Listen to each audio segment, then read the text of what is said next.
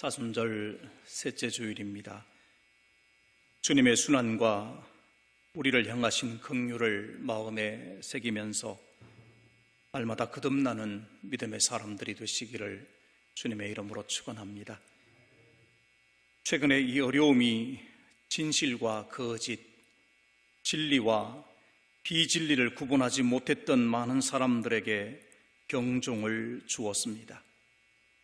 거짓 집단의 어처구니 없는 행태에 사람들이 미혹되었다는 사실도 안타깝지만 우리가 받은 이 소중한 복음을 제대로 지키지도 전하지도 못한 것에 대해서 또한 회개하게 됩니다. 사람들은 자신들의 눈에 보이는 대로 판단하고 결정하며 살아갑니다.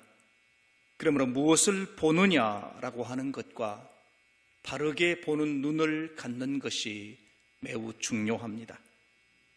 실제로 하나님의 자녀로 살아가는 그리스도인들도 세상의 흐름을 따라가거나 환경의 지배를 받아서 그리스도인으로서의 자존감을 지키지 못하고 살아갈 때가 많습니다.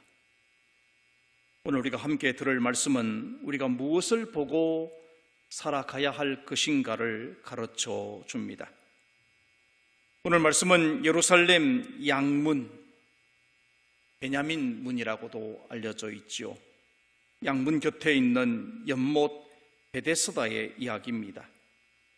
이 베데스다라는 말의 본래 말은 베트 헤스다 이런 뜻입니다. 베트라는 말은 집이라는 뜻이고 헤스다라는 말은 자비라는 뜻입니다. 그러니까 자비의 집 그런 뜻이죠.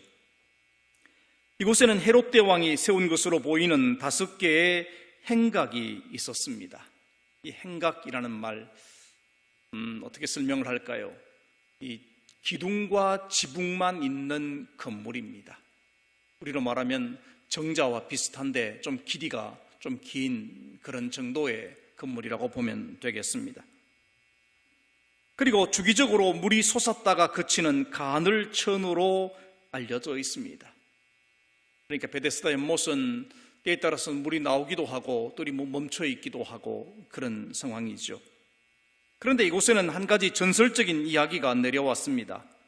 그것은 천사가 가끔 내려와서 물을 통하게 되는데 물이 통할 때 가장 먼저 내려가는 사람은 어떤 병에 걸렸든지 낫게 된다는 전설입니다. 여러분 성경을 자세히 보시면 이 부분을 괄호로 넣어 두었습니다. 그것은 전설적인 이야기이기 때문에 괄호로 표시를 해 둔 것입니다.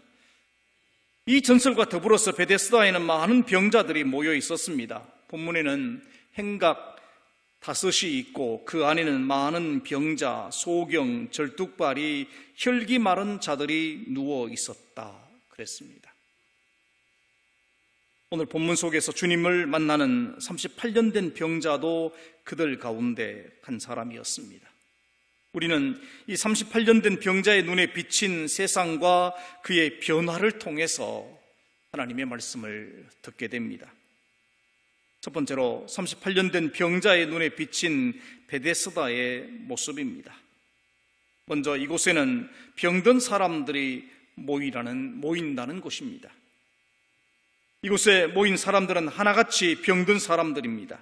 그것도 대부분 심각한 질병에 걸린 사람들로서 의원이나 다른 방법으로 도무지 해결할 수 없어서 이곳에 모여 있는 것입니다. 둘째는 경쟁자들로 가득 차 있었습니다. 베데스다는 병이 낫는다는 전설과 함께 병자들의 집단 수용소가 되었습니다. 예로부터 동병상린이라는 말이 있습니다. 같은 병을 앓으면 이웃이 된다 그런 뜻이죠. 실제로 병원에 가보면 같은 병실에 누워있는 사람들끼리 얼마나 다정한지 모릅니다. 가족 이상으로 친한 이웃이 되는 것을 종종 보게 됩니다. 그런데 이곳에 모인 병자들의 모습은 그렇지 못합니다. 왜냐하면 오직 한 사람에게만 치료의 기회가 주어지기 때문입니다. 그러므로 동병상린의 모습보다는 서로 경쟁의 관계를 이루고 있습니다. 한 눈으로는 물이 언제 움직이는가를 지켜보고 있고, 또 다른 한 눈으로는 같이 누워있는 병자들의 움직임을 관찰합니다. 마치 운동장에서 지금 달리기 경주하는 선수들이 출발선에 서서 목표점을 바라보고 또 한편으로는 자기 옆에 서 있는 다른 선수를 지켜보는 것과 같은 그런 모양입니다. 세 번째로, 베데스다는 어리석은 희망에 부풀어 있는 사람들로 가득 차 있습니다. 비록 당장은 물이 동하지도 않고 혹 물이 동한다고 하더라도 제일 먼저 들어가지 못하지만 언젠가는 그런 기회가 올 것이고 병이 나을 수도 있겠다라고 하는 그런 기대를 가지고 있습니다. 그곳에 모인 모든 병자들의 마음속에는 그 같은 열망이 있었습니다. 그러니까 베데스다를 떠나지 못하고 있는 것입니다. 혹시 있을 그 기회를 얻으려고 버티고 있는 것이지요. 그리고 더 한 가지 이야기를 한다면 이곳은 정말 갈 곳이 없는 사람들이 모인 것입니다. 율법의 규정에 의하면 여기 나와 있는 이런 질병에 걸린 사람들은 도성 안에 거할 수 없습니다. 그들은 성 밖에서 살아가야 하는 그런 사람들입니다. 그런데 베데스다의 전설로 인해서 이들은 성 안에 머무를 수 있는 기회가 된 것이지요. 적어도 다른 것은 몰라도 베데스다에서만큼은 그들이 성 안에 머무를 수 있는 그런 기회를 얻고 있는 것입니다. 그렇게 본다면 이 베데스다의 모습은 우리가 사는 세상의 모습과 다를 바가 없다는 생각을 하게 됩니다. 무엇보다 오늘 우리 사회는 여러 가지 고질적인 질병으로 가득합니다. 오늘날 우리가 살아가는 이 삶의 자리를 특징지어 말한다면 무감동, 무책임, 무관심, 무목적의 시대다, 그렇게 말할 것입니다. 너무 어두운 이야기인가요? 실제로 그렇습니다. 웬만해서는 감동을 받지 않습니다. 옛날 어르신들은 멀리서부터 친구가 편지 한 통만 보내와도 그 편지를 붙잡고 눈물을 흘리며 감동했던 그런 시절이 있었습니다. 더 옛날로 거슬러 올라가면 냉수 한 그릇에 띄워놓은 버들잎 하나가 사람들의 마음을 감동시키기도 했습니다. 그리고 이 사회는 책임지려고 하지 않는 사회가 되었습니다. 책임 회피와 책임 전가에 너무 익숙해져 있습니다. 이번 코로나19 상황에서 거짓된 자들이 끝까지 자신의 신분과 상황을 숨기거나 자가격리조차 지키지 않음으로써 더 많은 사람들에게 고통을 안겨다 주었습니다. 자신들의 책임을 인정하지 않으려고 하는 우리 사회의 한 단면이라고 생각합니다. 또한 우리 사회는 무감각과 무관심의 질병을 앓고 있습니다. 아무리 큰 사건이 벌어지고 아무리 큰 사고가 나도 그때뿐입니다. 웬만한 사건이 일어나도 한 달만 지나고 나면 사람들의 마음속에는 그 사건이 잊혀져 버린다는 것입니다. 하나님의 형상인 인격이 파괴되고 있고 하나님이 만드신 자연이 인간의 욕심의 결과로 훼손되고 있고 하나님의 진리의 말씀이 세상의 잘못된 지식과 궤변 속에 숨겨지고 있습니다. 이러한 시들은 결국 엄청난 양극화를 낳고 있습니다. 여러분, 양극화가 무엇입니까? 경제와 교육, 문화, 우리 삶의 자리에 있어서 그것을 누리는 자와 그렇지 못한 자 사이의 차이를 말하죠. 사전적인 의미를 보니까 서로 점점 더 달라지고 멀어진다, 그렇게 해석을 해 놓았습니다. 이미 우리 사회는 이 양극화로 인해서 여러 가지 사회 문제가 발생하고 있습니다. 그래서 국가와 정부가 이 양극화를 최소화하기 위해서 정책들을 제시합니다. 그것 중에 하나가 사회복지 정책입니다. 양극화 사회 속에서 빈곤한 자들은 그 빈곤을 벗어날 길이 없기 때문에 국가가 복지 정책을 통해서 조금이라도 도움을 주겠다는 것입니다. 그런데 여러분, 그것만으로 이 양극화의 문제가 해결되지는 않습니다. 근본적으로 사람들의 의식이 달라지지 않으면 아무리 많은 정책을 세운다고 하더라도 여전히 약한 자들을 무시하고 소외시킬 수밖에 없는 그런 사회가 되는 것입니다.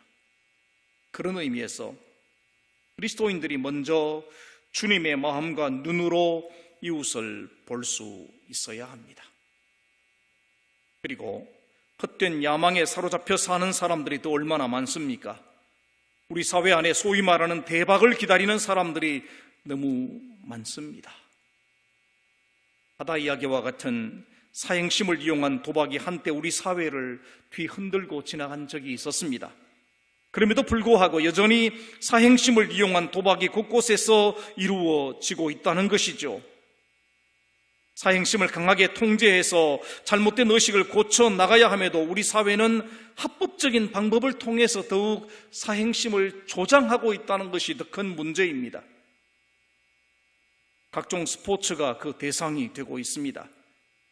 각종 경기의 결과를 맞추는 방식의 도박이 비밀리에 이루어지고 있고, 그뿐만이 아니라 경마장과 경륜장은 합법적인 도박장이 되어버렸습니다. 우리가 다 알고 있는 것처럼 강원도 정선의 카지노는 그야말로 노숙자를 생산하는 폐광이 되어버린 지 오래입니다. 결국 이 모든 일들 속에서 절망하는 자들이 많아지고 있고, 그 절망을 견디다 못해서 천하보다 소중한 생명을 포기하는 일들이 곳곳에서 일어나고 있습니다.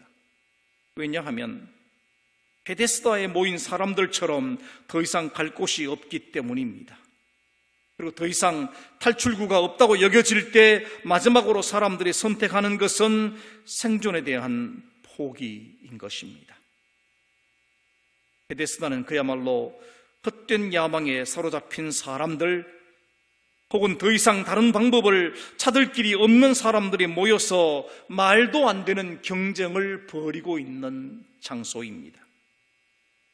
베데스다에서 참된 희망을 얻거나 구원을 얻는다는 것은 사실 불가능한 일입니다. 그러나 그 사실을 알지도 못하고 막연한 기대감 속에서 사람들은 살아갑니다. 오늘 본문의 주인공인 38년 된 병자는 더욱 그러합니다. 자신의 침상조차 어떻게 정리할 수 없는 그가 베데스다 연못에 어떻게 내려가겠습니까? 그것도 다른 사람들보다 더 빨리 내려간다는 것은 이미 불가능한 일입니다. 그 자신이 말하고 있는 것처럼 자신을 못에 넣어줄 사람도 없습니다. 게다가 천사가 내려와서 물을 통할 때가 또 언제이겠습니까? 그러므로 38년 된 병자는 지금 절망을 느끼고 있습니다. 이 38년 된 병자의 모습은 그리스도 밖에 있는 사람들의 모습입니다. 이미 말씀을 드린 것처럼 오늘의 세상의 모습은 베데스다 연못과 그곳에 있던 행각, 그리고 여러 질병자와 다를 바가 없습니다. 타락한 인간은 스스로 무엇인가를 할 수 있을 것 같지만 실제로는 아무것도 할 수 없는 연약한 존재입니다. 겉으로는 번듯해 보이지만 실상은 자신의 근본적인 문제를 해결하고 있지 못합니다. 두 번째로 오늘 본문을 보면 38년 된 병자는 자신을 찾아온 주님을 만납니다. 38년 된 병자는 절망 속에서 한숨을 쉬고 있는데 그때 한 사람이 그를 찾아왔습니다. 그는 자신을 찾아온 분이 누구이신 줄을 잘 알지 못했습니다. 그러나 그분이 누구시든지 간에 자신에게 놀라운 말씀을 하는 것을 듣습니다. 내가 낫고자 하느냐? 내가 낫고자 하느냐? 그런데 이 병자는 낫기를 원합니다, 이렇게 말하고 있지 않습니다. 주님이 그를 찾아오셨지만 그는 주님을 향해 근본적인 기대가 아니라 사소한 기대를 하고 있습니다. 본문 7절을 보시면 병자가 대답하되 주여, 물이 움직일 때에 나를 못에 넣어주는 사람이 없어 내가 가는 동안에 다른 사람이 먼저 내려가나이다. 이게 무슨 말입니까? 주님, 나를 고쳐주시려고 한다면 물이 동할 때 나를 제발 물속에 좀 넣어주십시오 라고 말하고 있는 것입니다. 다시 말하면 이 병자는 지금 생명의 주님께서 그를 찾아오셨음에도 불구하고 자신의 희망을 여전히 베데스다에 두고 있는 것입니다. 사실 그는 지금 자신을 찾아온 분을 향해서 주여라고 말하고 있지만 그것은 참된 의미에서 구세주라고 부른 것은 아닙니다. 그가 병이 나은 후에 유대인들이 그에게 물었습니다. 너의 병을 고쳐준 사람이 누구냐라고 물었을 때 나는 잘 모른다 이렇게 말을 했습니다. 그러니까 여기서 그가 말하고 있는 것은 일반적인 의미에서 주인님이라는 뜻입니다. 그가 주여라고 외치고 있지만 그 주여라는 말의 의미조차도 지금 알지 못하고 있다라고 하는 것이지요. 그러니까 헛된 곳, 곧 베데스다에 소망을 두고 있는 한 주님을 보아도 주님이신 줄 깨닫지 못하게 되는 것입니다. 이에 주님은 참된 희망이 무엇인지 분명하게 보여주십니다. 일어나 내 자리를 들고 걸어가라.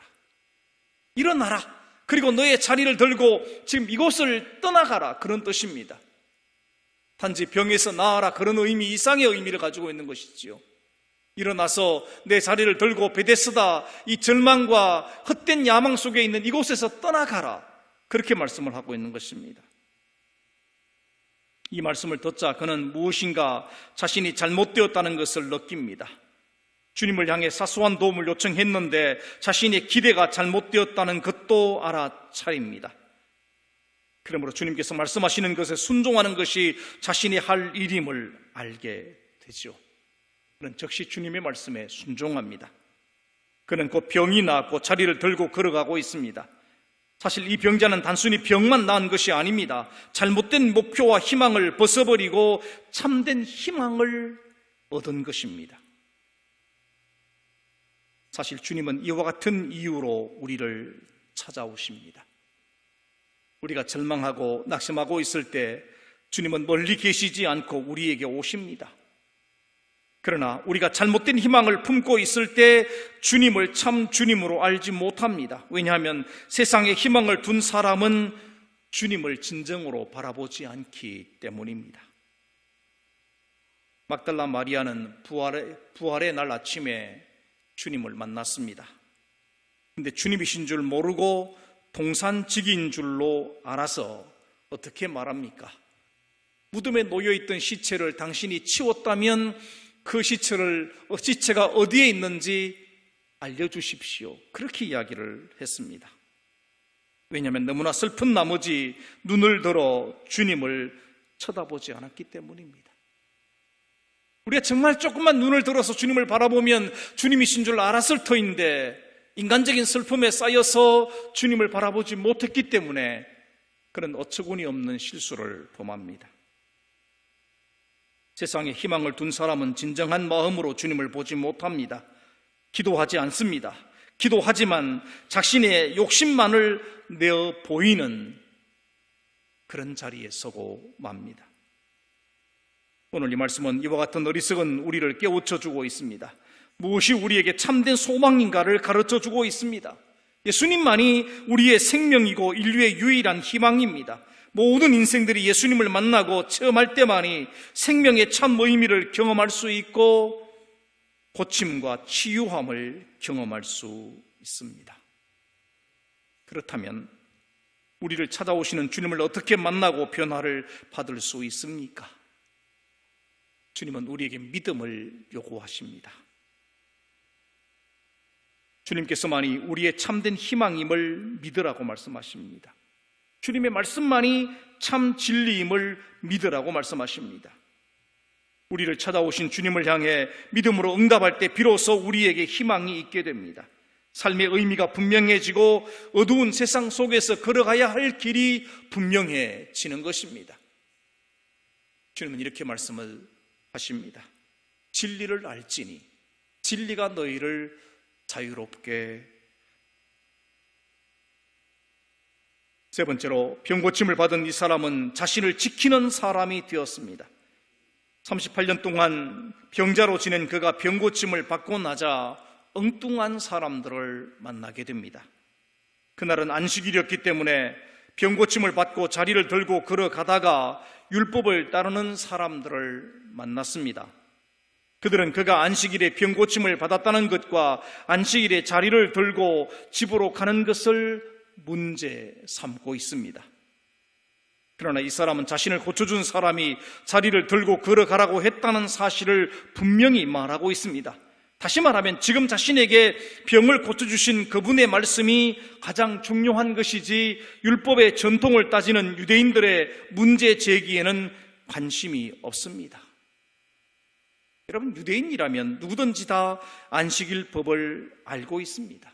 그 자신도 그것을 너무나 잘 알고 있습니다. 그러나 지금 그의 관심은 안식일법이 아니라 다른 곳에 있습니다. 그는 그동안 자신을 얽어매었던 베데스다를 빨리 떠나고 싶은 것입니다. 질병과 경쟁과 헛된 야망으로 가득 찬 베데스다를 빨리 벗어나고 싶은 것이 그의 마음이었습니다. 그리고 그 자리를 들고 집으로 가라고 하신 주님의 말씀을 지키려고 한 것입니다. 그러합니다. 진정으로 주님을 만난 사람은 관심이 달라져야 합니다. 베데스다를 향했던 눈길을 이제 옮겨야 합니다. 경쟁과 헛된 야망에 빠져있던 눈을 돌릴 수 있어야 합니다. 우리의 삶의 가치관과 모습이 달라져야 합니다. 우리는 세상 가운데 살고 있지만 세상 사람들처럼 살아가서는 안 됩니다. 우리가 더 이상 베데스다에 있는 사람들처럼 그렇게 살아서는 안 된다는 것입니다. 우리의 가치관과 삶의 원칙은 주님의 말씀이어야 하는 것입니다. 우리는 주님을 알지 못했던 옛날로 돌아가서는 안 됩니다. 주님은 후일 그 사람을 만나서 이렇게 말씀을 하셨습니다. 보라, 내가 나았으니 더 심한 것이 생기지 않게 다시는 죄를 범하지 말아라. 무슨 말입니까? 옛생활로 돌아가지 말라는 것입니다. 베데스다로 다시 돌아가지 말라고 하는 분명한 말씀을 하고 있습니다. 우리는 주님을 알지 못하던 그때의 모습으로 돌아가서는 안 됩니다. 동시에 우리는 우리 자신을 지킬 수 있어야 합니다. 누가 무엇이라고 하더라도 주님의 말씀이니 자리를 들고 집으로 갑니다 라고 했던 이 사람처럼 우리 역시도 우리 자신을 지킬 수 있어야 합니다. 또한 그는 자신을 고쳐주신 분이 예수님이심을 알자 그 사실을 유대인들에게 증거합니다. 일로 인해서 이 사람은 유대인들로부터 미움을 받죠. 또 이 사람 때문에 예수님도 함께 미움을 받습니다. 그러나 이 사람은 그 미움과 핍박을 개의치 않습니다. 그가 무엇이 참된 길인지 알았기 때문에 자기를 지켜내고 있습니다. 우리 예수 그리스도를 영접하고 하나님의 백성으로 고백하며 세상을 살아가는 동안에 우리는 우리 자신을 지킬 수 있어야 합니다. 정말 하나님의 뜻 안에서 우리를 지킬 수 있어야 합니다. 사랑하는 성도 여러분, 사람들은 무엇인가의 마음을 빼앗기고 살아갑니다. 좀 심하게 말하면 무엇인가에 미쳐 살아가고 있습니다. 오늘 여러분들의 마음속에 담고 있는 참된 소망은 무엇이라고 생각하십니까? 베데스다입니까? 아니면 예수님이십니까? 혹시 생명이 아닌 것에 소망을 두고 있지는 않습니까?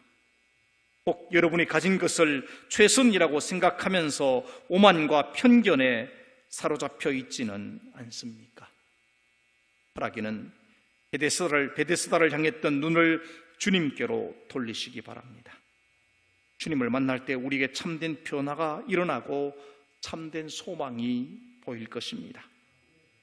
주님을 바라보면서 자신의 십자가를 지고 당당하게 걸어가는 것, 이것이야말로 우리를 향하신 하나님의 뜻일 것입니다.